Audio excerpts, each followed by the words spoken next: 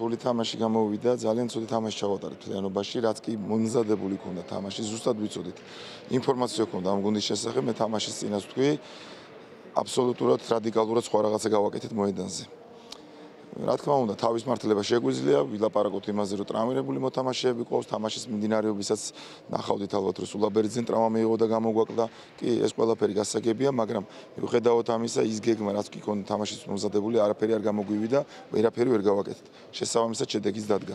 ეხლა ზუსტად მაგი უთხარი ბიჭებს გასახდელში, მე პირადად გრძნობ ამ გუნდის დამარცხება ჩვენ შეგვეძლო დღეს და თუ დღეს არა, მაშინ წავალთ ჩეხეთში იმის რომ დავმარცხოთ იქ. რა თქმა უნდა, რადიკალური ცვლილებები გვაქვს შესატანი გუნდში, უკეთესი მომზადება, გამოჯამრთელება მოთამაშეების, მაგრამ საქმისადმი სულ სხვანაირი მიდგომა.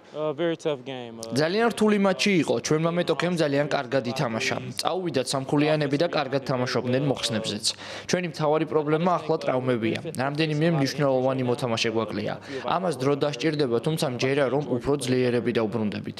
FIBA ევროპის თასზე ეს ჩემი პირველი მატჩი იყო. ვფიქრობ, რომ უკეთ თამაში შემიძლია როგორც დაცვაში, ასევე შეტევაში. მომდევნო მატჩებში მეც უკეთესი ვიქნები.